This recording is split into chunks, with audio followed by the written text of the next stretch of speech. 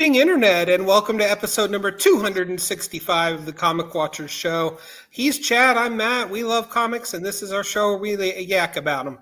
So, Chad, how are you doing this week, buddy? Hanging in there.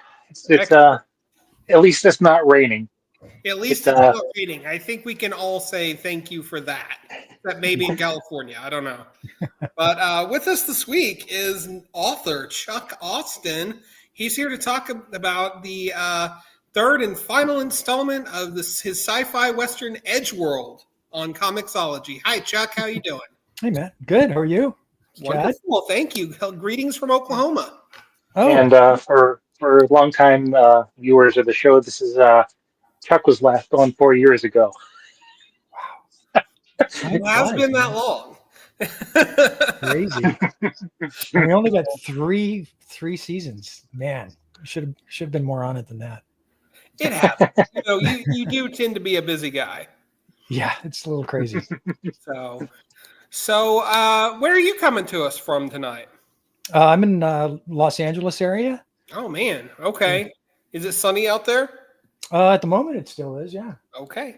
Yeah, no rain for you. I'm sorry. Actually, quite nice out. It's been really hot the last few days, but it's pretty nice. Awesome. Well, for the into that part of the year, right? Well, Chad, you want to go ahead and kick us off? Sure. Before we get started talking about EDGEWORLD, why don't you tell us a little bit about yourself, your career, and your comics journey from reader to creator? Wow. That could be a very long intro. I got to figure out a way to shorten that down. Remember, I'm in my 60s now. So let's see. I don't know. I've been into comics. I got in late, actually. I didn't get into them until I was in my early teens. And then that was all I wanted to do was write and draw comics. Somehow that led to a career in video games where I worked for about 10 years. And then that led to a career in animation where I worked for almost 30 years. And recently I just got to the point where I'm now retiring and I've been working on all these crazy projects with Pat Olive. We've just been having a great time. Awesome. So here we are, EDGEWORLD on Comixology. What can you tell us a little bit about EDGEWORLD for those who might not be familiar? EDGEWORLD is this crazy series that I came up with when I was at a kind of a low point in life, and I was watching a lot of old Westerns that I used to love when I was a kid.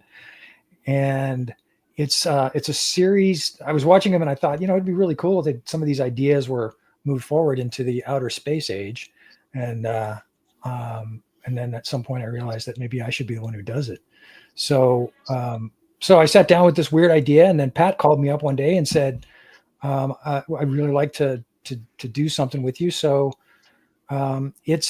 I pitched it to him, and it's basically this series about this lonely little planet on the edge of the Milky Way galaxy that looks out onto the blackness of space. And there's a rift gate that leads to all of the other galaxies and other rift gates and opens up these amazing trade routes for Earth and for anybody else who wants to use the rift gate. So it's basically this place where aliens come and go, but they don't stay very long. They're just basically heading through this rest stop on their way to someplace else. And the story is about Killian Jess, the guy who is essentially the sheriff in this little port city on the planet, and his stepdaughter, who starts off, he's adopted her because he had to kill her father. And then eventually they become kind of sheriff and deputy, and they start working through all of these weird, psychotic, science fiction, Twilight Zone-y kind of adventures. And so how long has EDGEWORLD been going on for now? 4 or 5 years? Well, I think the last time we talked, it was at the beginning of the first season. So it's been about 4 years. Wow, that's a good long chunk of time. How are you feeling now that you're coming close to the finish line? A little relieved in some ways. It's one of those things where you're ready to do something else. Fortunately, Pat and I have been doing other things, so it's been great. But at the same time, it's melancholy because I had a lot more stories I'd like to tell. at some point there's just not enough time in the day to do all of these things that he and I are doing. So even though I'm retiring, it's still insane. So it's sort of a mixed bag, I guess. That's the shorter answer. Mhm. Mixed bag of emotions. Now, I believe you said got the idea when you were watching a lot of Westerns. Are there any specific Western movies that you kind of pulled ideas from? Oh, there's mostly, I think, the television series, because I was watching a lot of those, like Lawman and um, uh, uh, Big Valley, Ponderosa.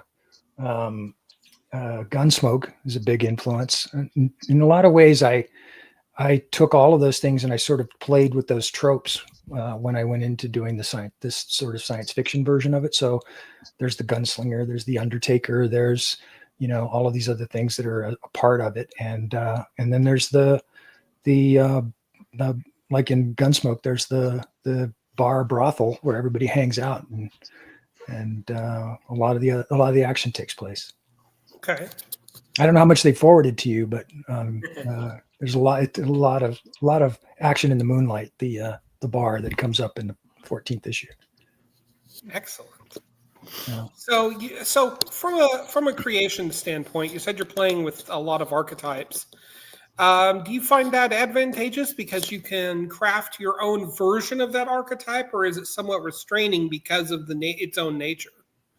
It's really freeing in a lot of ways. It's like it just came naturally. It wasn't something that I set out to do. I just wanted to.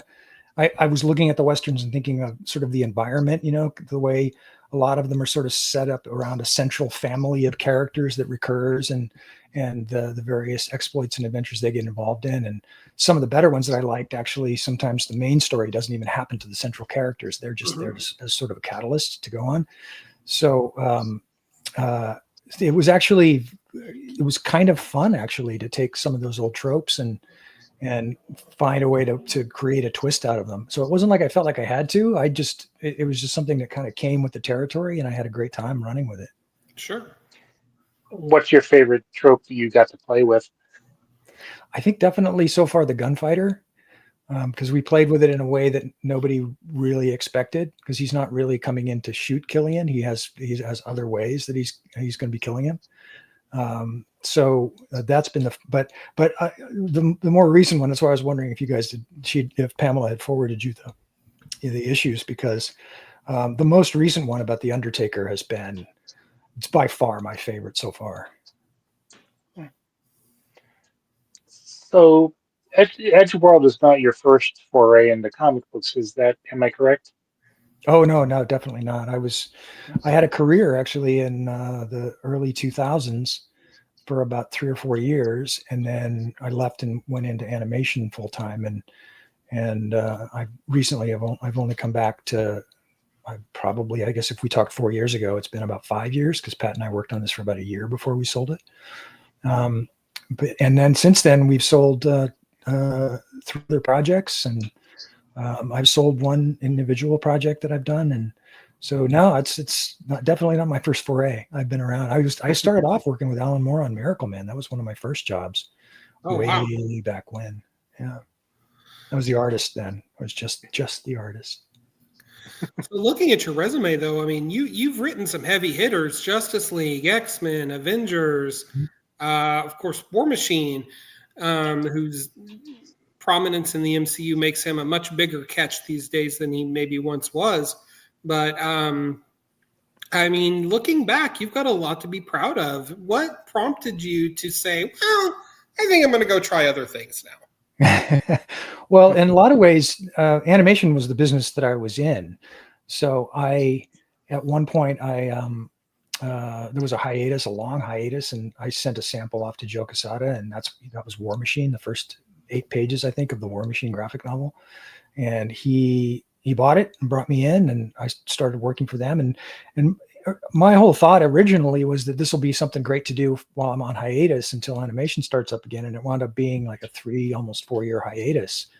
So the plan was always to go back to animation. And then I did. It wasn't that I wasn't enjoying comics. Comics were a ton of fun. I love playing with the toys, but after a while, if you're going to put in that much work into something, you'd much rather kind of work on something of your own, I think, than kind of retreading other people's long existing characters. As much fun as that was, I mean, God, loved writing the Justice League. That was so much fun. Superman, I wrote for about a year. That was a blast. But there comes a point where those things belong to somebody else. It hasn't, it's not yours to do anything with. Whereas whatever Pat and I decide on EDGEWORLD is what goes. And so I think I like that better. Does that answer your question? Sure. Yeah. So when you're doing the series in seasons, how long is issue wise are the seasons that you've done so far, and is the new season the same length? Yes, they're all seasons are 5 issues, one trade. So we did first season, and then they greenlit the next 2. And in that time, I wound up retiring from animation, and since I was paying for part of the process, we had to put EDGEWORLD on hold for a little while we finished off Tormented, because I couldn't afford to do both, and then got to the point where I couldn't afford to even do EDGEWORLD after a while. So that's why we wound up doing some of the other stuff like Defiant for Distillery. They're basically the way everybody seems to set it up is as a trade, so 3 5-issue trades is what it's come out to. And what's how did you and Pat Olaf come to meet? I mean, I assumed it was probably when you were working in comics the first time, but sharing your vision for EDGEWORLD with the creator takes a big leap of faith. So you guys must get along pretty well. Oh yeah, I got along great.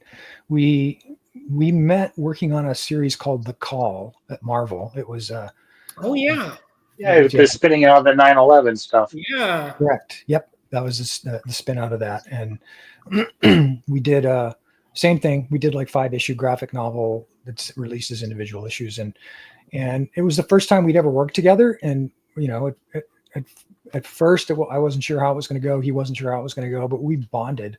And then we would run into each other at conventions and hang out and have breakfast together, and then hang out after dinner and just get to know each other and talk about, we realized that we liked talking about he liked talking about sports. And even though I hated listening to how the Steelers were playing, he would always talk about the Steelers because I was a Raiders fan. So, the Immaculate Reception is always going to be something that sticks in my craw. So yeah, we just got along really well. And then over the years, we tried many times to work together independently, but the business it's been soft for a really long time, since even around the time that I was working in it the first time. So we were never able to really sell anything. And then he finally called me up and he said, "Look, I don't care if we don't make any money off of it. I just want to work on something that's ours." It took him longer to get there, but he got to the same place that I did. He wanted to not play with somebody else's toys. He wanted to play with his own toys. So right. I told him about this idea for EDGEWORLD, and it wasn't as fully developed at that point. So he and I actually developed it together. It was a collaborative effort. I would send him ideas. He would send back sketches. He would send back designs and concepts. And it just was just amazing. I mean, we just had an incredible time working together. And we had no idea if anybody was ever going to buy it. In fact, somebody actually recently said, "Oh, it's basically the Sheriff of Mos Eisley." And I thought, man, I wish I'd thought of that when we were trying to sell it. Maybe somebody would have bought it faster. But yeah, I think we took it to 3 or 4 different people, and they all said no. And then Chip said, "Look, if you do it as a as a long arc, I'll take it." And because originally we were going to do it like my old television stories, we're going to do it all episodic. And he took it, and Pat and I, have largely made a living off of working together over the last 4 years. So it's been great. So how has, if at all, working in animation translated into writing comics or any of your other stuff that you've done in the entertainment business, how's that kind of helped you uh, in your writing process, if at all? Or vice versa. Well, it's funny that you say vice versa, because it has worked both ways. When I was working in comics the first time, there were so many people. I mean, you know what the fan situation is like. You can make people as angry as you can make them happy, and I was doing both. I was making some fans really happy. I was bringing back fans to the X-Men, but there were a lot of people that didn't like what I was doing. So it made me. It didn't. I didn't feel. It didn't make me feel bad, but it made me feel introspective. So I wanted to look and say, okay, can I do this better? Can I approach it differently? And so I started studying writing, and I started studying visual storytelling, really, really getting deep into them, so that when I went back to animation, I took some of that knowledge with me in ways that I hadn't expected to. And it wound up making me a pretty good producer, so that I could actually work with the crew and give notes on stories and scripts that were not invasive, that were just basically bringing the story around to kind of where it needed to be.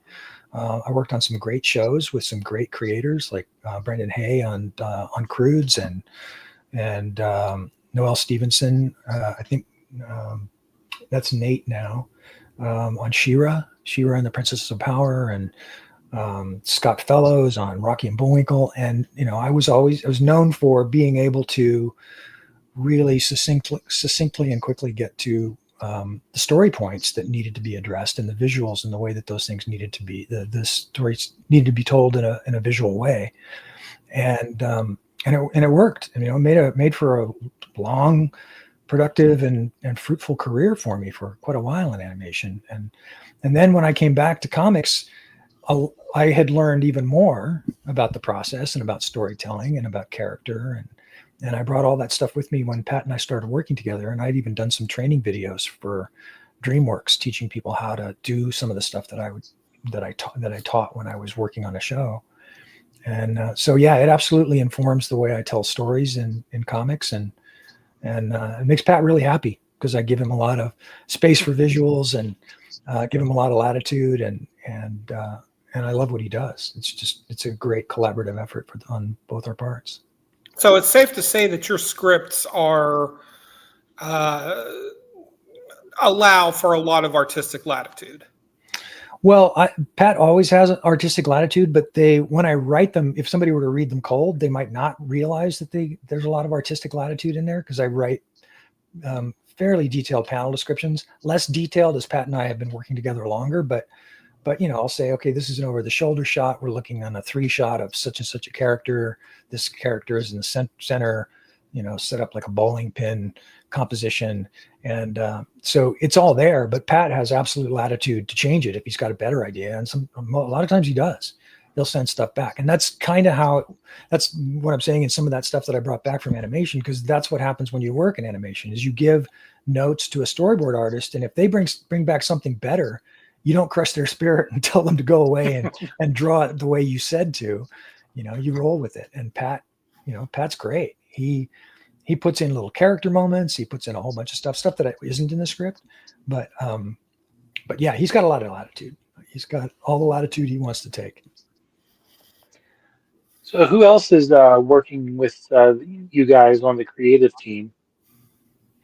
On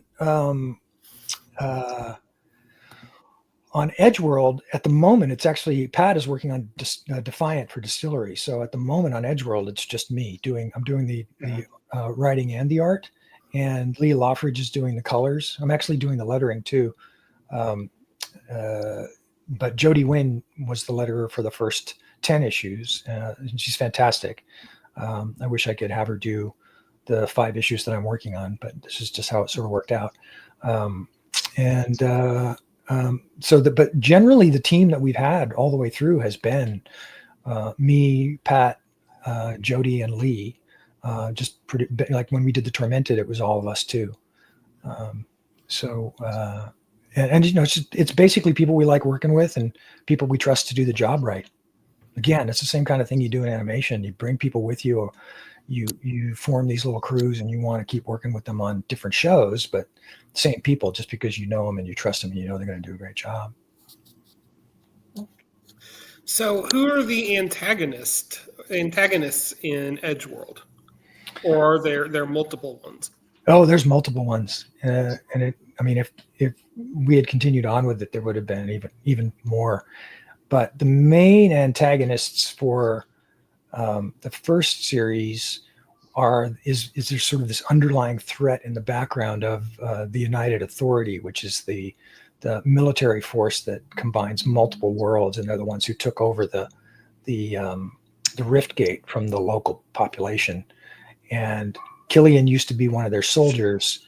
He fell in love with a local who was killed in the first or second issue, and he feels obligated and to help the planet and to help the people on the planet. So he often finds himself at odds with the United Authority, and then there are it's like I said, I try to play with those Western tropes as much as possible. So, we got the gunfighter, we got the guy who picks up the bodies and buries them on Boot Hill. And, we got all that stuff.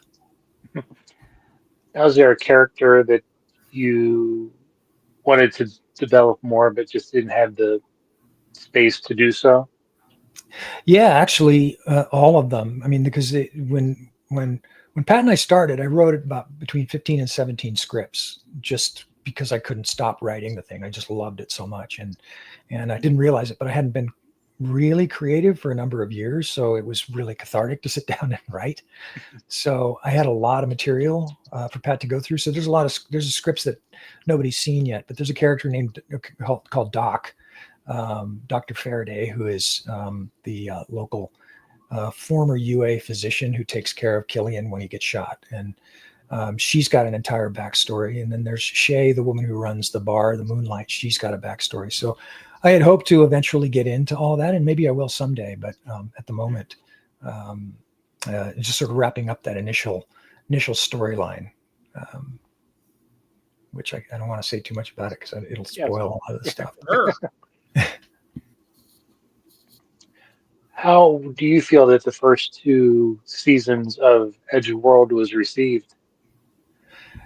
As far as I know, it was really well received. Amazon was very happy with the reviews. I think they're mostly 5-star reviews. I haven't looked in a long time, but it's been, and the people who follow it discuss it amongst themselves online, and they seem to really enjoy it. So the reception seems to be great. Not to take anything away from that, because I love, obviously, you create this for other people to read, but this is the sort of the first time that I really did something that was just for me and Pat. So I wasn't really thinking about how an audience would receive it. I just wanted to do it. Right. I didn't care if nobody bought it. But people seem to be really responding to it. And as they get more familiar with the world, they read more issues and they get more involved in it. They seem to like it even more. So I think good. You might know more about it than me. I don't know. So you're dealing with a digital format. Are there restrictions on how many pages you can do per issue, or do you kind of have the freedom to dictate how long or short an issue goes? I can actually make it more or less as long as I want it. The contract is a minimum of 22 pages for each issue. So, but if we turn in 20, their main concern is with the trade. So if I do 24 in the next issue, it's fine. It works out and it balances out, because for digital, they're not concerned. They're just concerned with you telling a good story and ending it either on a good cliffhanger or with a good gut punch. But the main concern is the trade. So we have a generally 22 pages per issue plus an additional, I think, 10 pages of bonus material when the trade comes out. So that's usually what limits us. Digital, if we were just doing digital alone, there would be no limit. We could do whatever we wanted. Right on. So were there any challenges writing for the Comixology format? Not for me. I actually really liked it. We had this over the years. I don't know if you've ever seen animation, like when they show guys who are pitching their boards and they put the boards all up on the wall and put them in a giant room, and then everybody comes in and goes and looks at all the boards before you actually do the pitch. And I always hated that because I didn't want people to see the surprises. I didn't want anybody to see what was coming next. And comics, like I'll go into a comic shop, or I haven't been in a while, but when I would go in before, I would see people thumbing through every issue before they actually bought it. And the thing about digital is that you can't thumb through it. You get those surprises back. So if you read it in guided view, it actually feels different. It feels better because what happened is in animation, we eventually went to pitching things on a PDF, one television screen or one video screen at a time.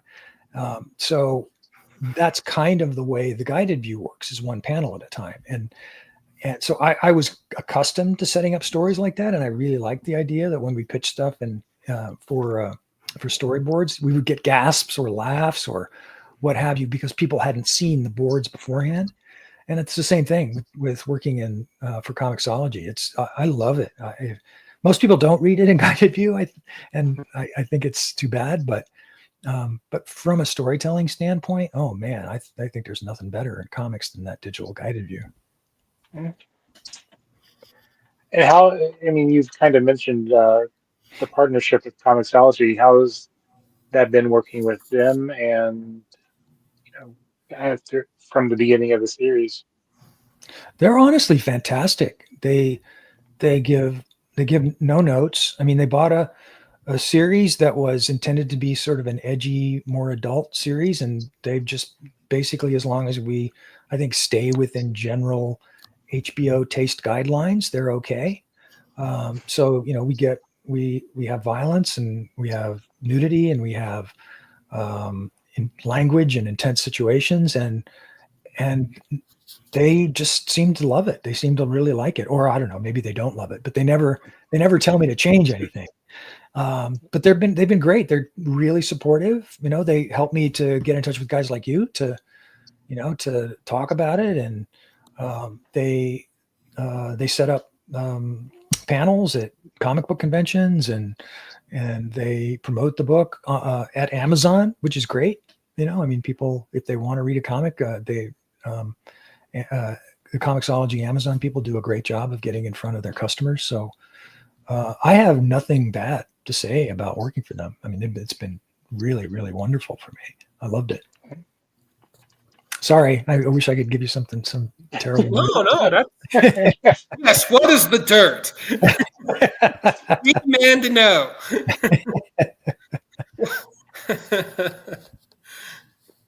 So, do you have any future projects that you're working on, either with Pat or for Comixology? I mean, you said you retired, and I assume that meant from animation, but you seem, like you're the cliche guy that retires and is busier than ever. It's sort of felt that way. Yeah. I didn't expect to have a comics career. Pat and I thought, well, maybe we'll get 5 issues of EDGEWORLD out, and it'll just, that whole thing will go away, and we'll have gotten our Jones off, for satisfied for working on our own project. But it went really well. They loved EDGEWORLD the first season so much. David and Chip were running things at that point, and they were both fans of the book. So they asked us to do The Tormented, and we did 5 issues of that. I never worked on a horror series, so Pat had this idea, and he and I worked up a horror series that was just an absolute blast to do. And now we're doing a very wild, much more space epic science fiction series for Distillery, which has been an absolute blast. So yeah, we're having a great time. It's like Star Wars or Star Trek times 1,000. So it's got more of a spacefaring, many worlds, many alien species kind of thing. And it's the first thing that I've done where I've talked to people and they've gone, man, you think maybe I could write a story for it sometime? Nobody's ever said that to me. So well, I'll tell you, you are very fortunate to be working with Distillery. Like, they have just been cranking out quality hit after quality hit since from the word go. Yeah. And again, great to work with, but it's the same guys who set up Comixology. So they haven't changed their their style. They're still Right. fantastic to work with and talk to. So yeah, no, I feel really lucky. Pat and I both feel really fortunate. We love doing this book, and they love having it. So far, they've been thrilled with the first couple of issues. So, but I think that there's a project I can't talk about that is in the offing with another publisher, and then it's been hard to retire. No going to the golf club every day for you. No, afraid not. Club, I should say. Yeah, it's weird. My retirement, I'm actually sitting in one place more than when I was a producer. I was running around from room to room to room and talking to various different people. But now I'm still working all the time, but it's all in front of one computer and sitting in one chair. So that's not an improvement, I don't think. So my next question is kind of a two-part. The first part is, how do you feel you've grown as a writer from the beginning of the EDGEWORLD series till now? And I guess the second part would be, how do you feel you've grown as a writer from from when you first started writing comics? Quite a lot, actually. I'm kind of surprised. I go back and I read the stuff that I wrote then, and it's not that I don't like it. I think I did a fine enough job. But what I do, I think, better now is that I'm older and more mature, and I'm imbuing the books more with layers than the stuff that I used to write for Marvel and DC. When you're doing superheroes, you tend to be writing, existing characters with long histories, and they're sort of, you can make very surface changes to them. You can't do anything particular deep but when you're working on something like EDGEWORLD, you can go deep with the character. You can give them subtleties and literal edge to them that you couldn't necessarily do in a pre-existing property. And I get to do things like, one of my favorite things as a writer to do is to put a lot of subtext in the writing so that you can read something once, then go back and read it a second time and get something else out of it, that a line will mean more than one thing, or somebody will refer to something in the first issue that pays off in the 14th issue. Those things all kind of tie together. And that's something I get to do a lot more of now than I did then. It was much more difficult to plan that kind of stuff when I was working for Marvel and DC, because, Grant Morrison comes in and says he wants to do something else, and you let him, because he's the big dog, Now, having, even though you're into your creator-owned stuff now, are there any characters from Marvel or DC that you haven't worked on that you would perhaps like a chance to do? It's a good question. I don't know. Superman was the only one that I always felt like I had more in me, that there was more stories to tell, but mostly because it was that old sort of television approach that I was taking initially, where he was sort of a catalyst in other people's stories, kind of thing. So there were a lot of fun ideas that I thought I had that I would love to have done, or maybe someday do. I don't know. I don't see it happening, because I like working on my own stuff too much. But but other than that, it's like stuff that nobody'd probably want to read. I like Jonah Hex, or I'd read that.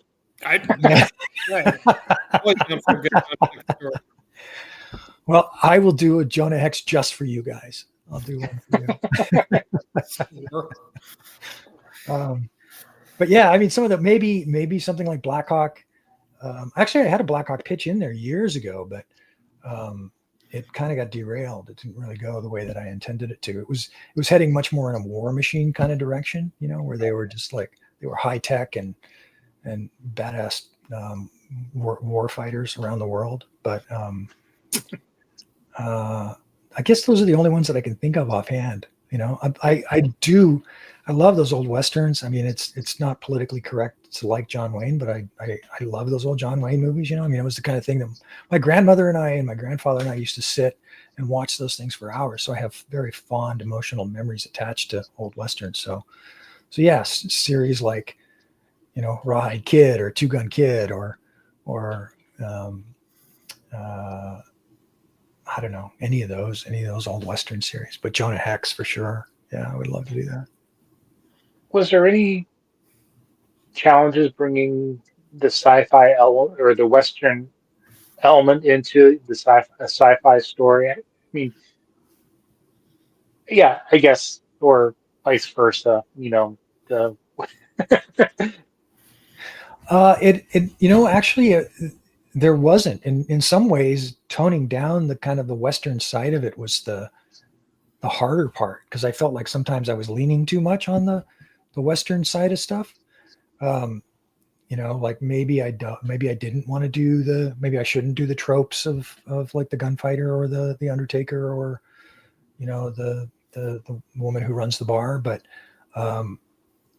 I it actually wasn't ever hard. It was actually incredibly easy if you think in terms of like the way history was and the way the old West was, where it was this place where, I mean, this guy named John Meston, who created the Gunsmoke series on the old radio show.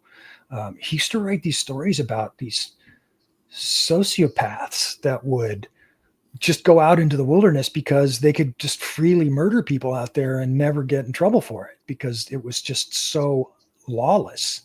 And so if you just take that plus the war that had come before, like the Civil War having been a part of what had come before, and the people going out to the frontier trying to find new lives, it fits incredibly well. It's almost a little funny how more people haven't sort of used it as a framework, because it fits. I mean, there's a reason that Star Trek was based on Wagon Train. There's just something about that frontier of space that works when you sort of bring those Western ideas forward. But I don't have any problem like adjusting or changing it. I love Twilight Zone as much as I love old Westerns. So Right. I love bringing that aspect to it. Are there any genres that you haven't worked in that you would like to play with? Oh, wow. That's a great question. I got pretty lucky. Westerns, I love. Science fictions, I love. I get to do them separately. I get to do them together.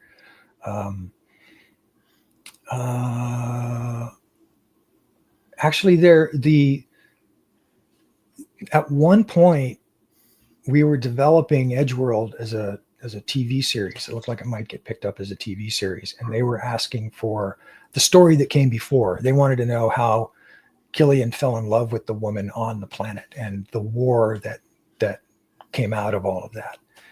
So I actually went back and wrote a script about that. And so there's a part of me that wants to kind of go back and tell some of those war stories. Yeah. And I would love to tell, I'm a history buff. My son and I are both really big history buffs. So I think we'd both love to go back and do Band of Brothers or something like that. That would be so much fun. So maybe an Easy Company kind of thing, or a Sergeant Fury and his Howling Commandos. I don't know. I don't know. Am I answering your question? I feel like I wandered off. You are, definitely. Okay. You don't see a lot of war comics anymore. So yeah, that's definitely an untapped vein, so to speak. And I don't know if you guys have given much thought to this. Maybe you could tell me, but it feels like people are kind of itching for something new and something that goes in another direction, for the marketplace. I think that there is some definite truth to that, especially when you look at the continued and sustained presence of companies like Image or Boom or Comixology that are offering different fare. And month in, month out, their market share is relatively the same as it was the previous months. Yeah. from that perspective, I would say yes. There's definitely people out there that are hungry for something different. And then you turn around and you look at the success of Ghost Machine imprint over at Image, and that's a bunch of established creators getting together and saying, "Okay, no capes, no tights. We're doing something different," and just running with it. Cool. And it's doing well. So I think that it is absolutely true that people want to see something different. And there's always going to be that audience that's hungry for something unique or off the beaten trail. Because I know that when we go to conventions, Pat and I, we get people coming up all the time that are really interested in the book that we're doing, but they don't want to read it digitally. They really want a print version of it. Mm-hmm. So there's a part of me that feels like, if we had done it as a pamphlet comic, maybe it might have caught on better. I don't know. But so I was wondering, thanks. I appreciate that. I come with the perspective of working in the comic store on the weekends. So I get to interact with people on that level and hear, from them, oh, I love this comic because da da da da da. And it helps to kind of ground you to what's actually going on out there in the community writ large, not just here in our internet world. Right. Yeah. So given your love for Westerns, let's say you were living in the Old West, what persona would you like to be or hope to be? It's funny. It's like somebody told me once that the reason Star Wars is so successful is that they have a character in there for every age. So when you're a teenager or a kid, you love Luke Skywalker. Then when you get to be an older teen and you're working on your own car, at least back then when people still worked on their own car, then you're Han Solo. And you've got a friend named like Chewie who, he's really hairy and he doesn't bathe enough. And then you, at some point in your career, you wind up being Obi-Wan. So that you can sort of relate to all of those different ages. So I guess my feeling about Westerns is, when I was younger, I wanted to be the gunslinger. I wanted to be Shane. I wanted to come in and save the day and save the girl, and then go off to another town and save the day and save the girl. And now I'm at that place where I kind of want to stay in town, at all. So I'd probably, at this point, I'd probably be the aging sheriff who says, yeah, I don't want to help you, to the gunfighter who comes in to try to save the town. And then, at the last minute, I pop up in the background and, shoot a couple of the bad guys to save his life. And then I quickly fade into the background again. And then I stay in my town when he rides away. Then, I was going to say, then you ride off into the sunset. No, I'm going to let him ride off into the sunset now. I'm a homebody. So throughout your career, what's the best piece of advice that someone has given you or that you have found to be the most helpful? Probably the advice of don't do something for a marketplace, do something for yourself. And honest to God, everything that I've sold in any industry has been something that came to me that was my own. I really glossed over my animation career, but it really got kickstarted when I sold Tripping the Rift to Sci-Fi Channel, and that turned into a #1 hit for their channel for a year. And I thought, man, that's like that. People kept telling me that you never sell it, nobody will ever buy it, nobody's looking for anything original, nobody, blah blah blah blah blah. And every time I've come up with something that I've got really passionate about, somebody has been interested in it. So I would say that's probably the best advice I ever got, is don't worry about what the market is looking for. Worry about what gets you passionate and excited. And is that the similar advice you would give your younger self who's just starting out into the industry? Yeah, well, I've got a younger self in the next room, and I give him that advice all the time.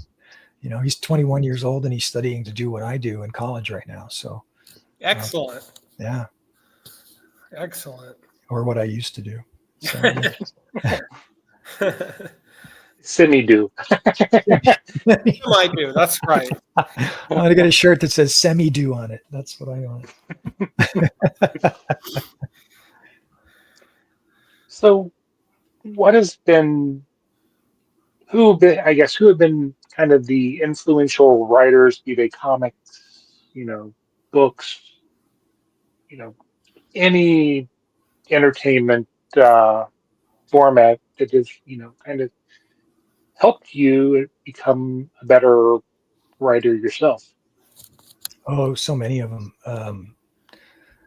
I was a big Stephen King fan when I was younger, and his book on writing was just, fantastic and exactly what I needed at the right time. Mhm. Studying other writers that I love, and all kinds. I mean, I love Terry Pratchett as much as I love Larry Niven, as much as I love Arthur C. Clarke, and those are more in the novel area. But as far as other writing goes, I've loved John Meston and Kathleen Haidt, the two big writers on the original Gunsmoke radio show, and then the first probably 7 or 8 seasons of Gunsmoke the TV series. So good, great writing, both of them, and it's been really inspirational to watch their stuff and to learn from it and how to set up, like they were working back in the old half-hour episode days, and how to get into a story, keep things short and sweet, and dialogue short and sweet, and characterization clear and concise. And so, I mean, there are so many, I could go on and on. But as far as, I mean, I don't know. I guess it's funny I haven't mentioned any comic book writers. So I guess Alan was absolutely an influence on me for a long time. But I was a big manga fan, really. Oh. Even back then, I was into Mitsuru Adachi is probably my favorite creator of all time, and he does high school baseball romance comics. And then Rumiko Takahashi, obviously, she does Ranma One Half and Inuyasha and a bunch of other series. And Hey, those are ones even I've heard of. I don't do manga. yeah. Well, now that you bring up manga, have you, in your love of manga, did you try to incorporate any of that into EDGEWORLD? Well, the storytelling techniques that they use, I try to keep things simpler and keep the dialogue as light as possible, but it's harder to do when you're only doing 22 pages a month. So things tend to get denser. Like my son is not as big a fan of EDGEWORLD as, say, he is of Berserk, because he likes much more visually told stories. They're much more emotionally engaging. So I try as much as possible. I'm still, very influenced by them all. In fact, I was just reading one of the series that Rumiko Takahashi did before the ones that I mentioned. Most people haven't heard of, Urusei Yatsura and Maison Ikoku, about a college student who's living in a boarding house. And but the dialogue is just so light and so crisp and simple. So I try to keep it that way as much as possible, but it's a little harder in Western comics. Are you guys manga fans? Do you read any of it at all, or? I'm really not. Just something about the art form. Like I can appreciate it, but it doesn't speak to me. Yeah. If that Yeah, makes same with me. Yeah. I feel like I should know more about it, and I just don't have. I would say I don't have the time or the energy to. Well, Yeah. having kids that still live at home like definitely impedes your reading time. Oh, I remember those days. Yeah. Yeah. Yeah. I get it. People have been like that, it's an art form that's difficult to get into. And I'm not a fan of the entire genre. There are just a few select things that I got into years ago because of James Hudnall and Torian Smith, both of who have passed away long ago, but they initially got me into it. But they introduced me to the best stuff, like Miyazaki, on the anime side. James Hudnall was a huge Miyazaki fan for the Arsene Lupin stuff that he did. This was long before he did pretty much anything that he's done that most people know about. And Torian was a huge Rumiko Takahashi fan. So I got into those things kind of specifically. But yeah, what I love is that simplicity of storytelling. And I got into it largely because a lot of my favorite comics creators were the guys who were heavily reliant upon it, like Scott McCloud. I mean, he used to talk about Osamu Tezuka like he was a god, and like everybody talks about Osamu Tezuka. And so I felt, okay, I love Scott's stuff. I should go check out Tezuka. And from there, I just sort of bled into some other stuff. And then I guess Frank Miller was obviously hugely influenced by Lone Wolf and Cub. So I went out before Dark Horse was printing. Was it Dark Horse or? Yep, Dark Horse. Dark Horse was printing. That was I lived in San Francisco, so I would go up there and pick up stuff. So I picked up the Lone Wolf and Cub in the original Japanese. So that was really how I got into it. But there's a lot of it that it just doesn't resonate with me either, to be honest. So. Yeah. So is there like any artist that you would come out of semi-retirement to do a project with, or is there somebody that you is a dream collaborator? I mean, there's a bunch of people that I've worked with over the years that I've loved. Ron Garney was fantastic. Sean Phillips, I would kill to work with Sean Phillips again. He was just fantastic. He was one of those guys he could draw a subtle expression like nobody I've ever seen. There's a story that I did where North Star admits to being attracted to Iceman, and he's supposed to give this sort of shy, nervous look. And Sean just nailed it. I mean, nailed it. And it's just one panel, but it's the kind of thing that makes you go, yeah, I love this guy. I want to work with him again. So I think Sean Phillips is under a God contract with Ed Brubaker. Yeah. And you know what? Nobody should break that contract because nobody should. Yeah. Got new criminal coming soon, so we don't want to break that. Yeah. No, that's great stuff. So yeah, I mean, I guess there are a lot of people. The thing is that I love being collaborative. I love working with a lot of people. Pat's great because he's he's got a great story sense.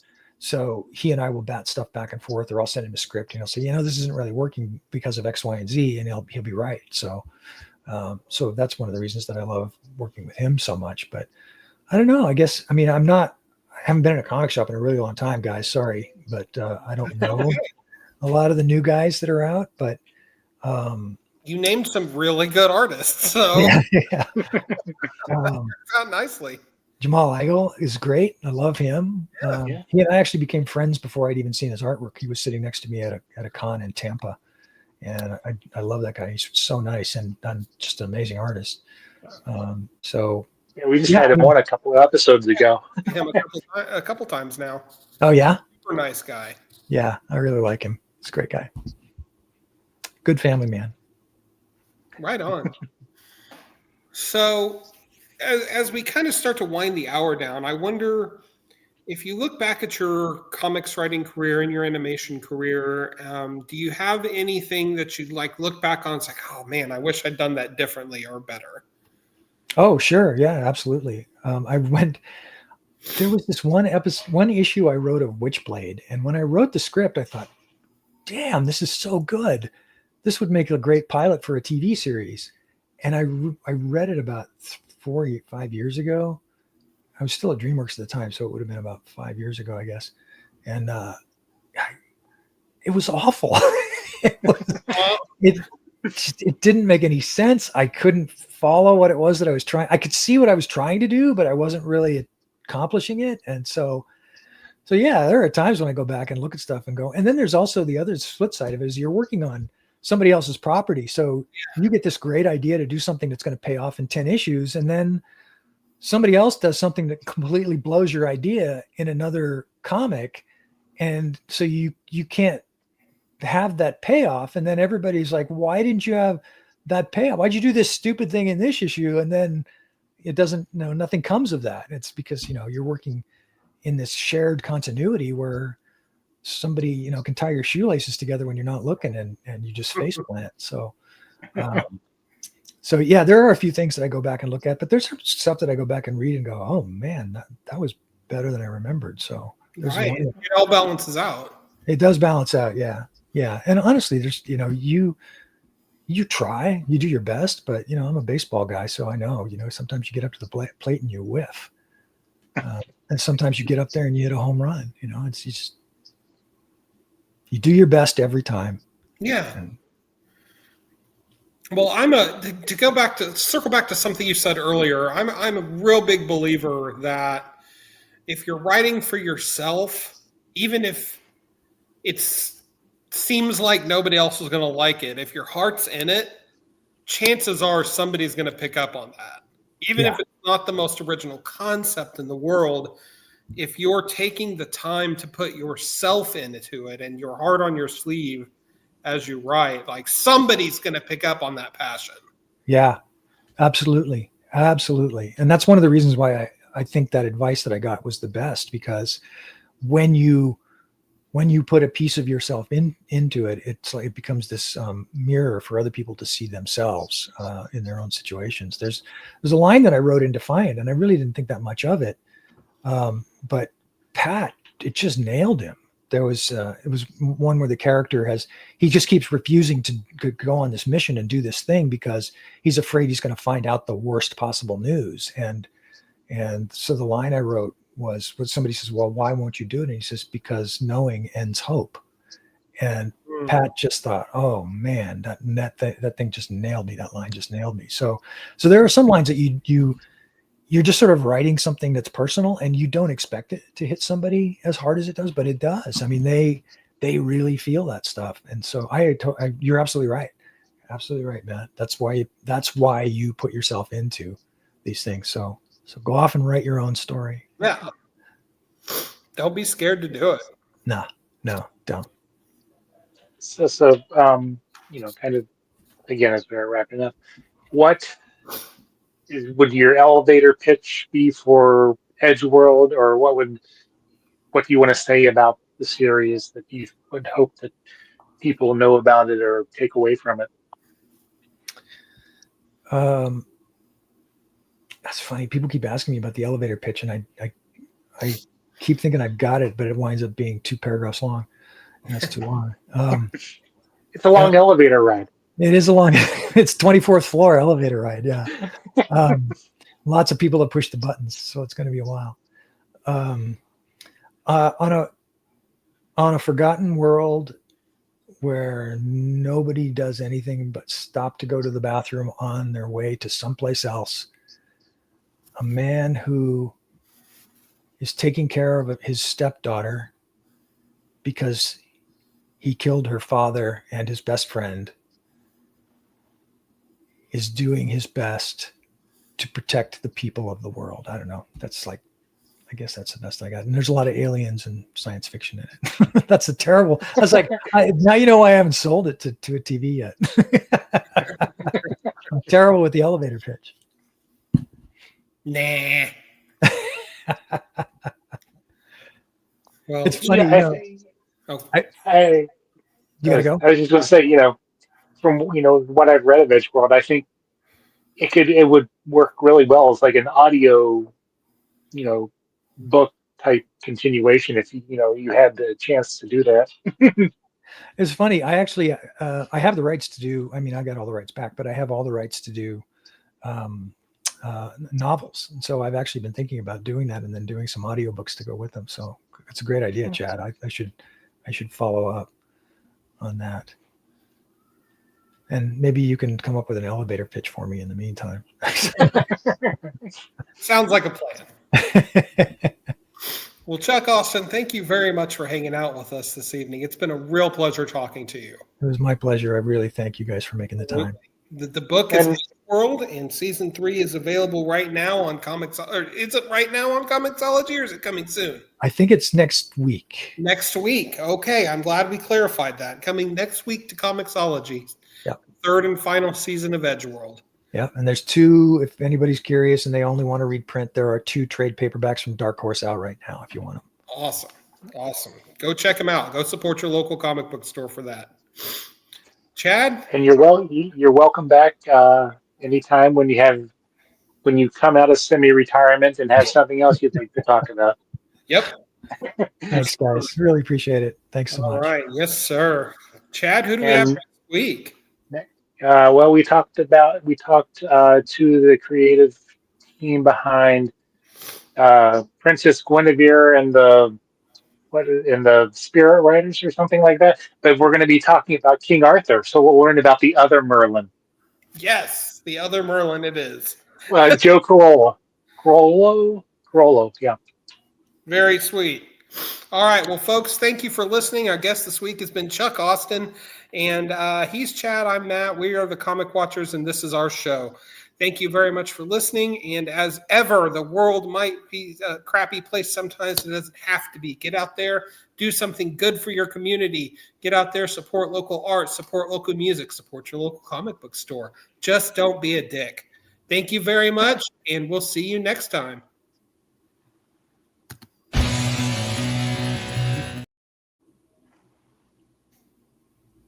Hello.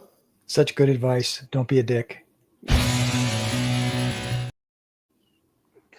I have no idea I don't know. what there. Our outro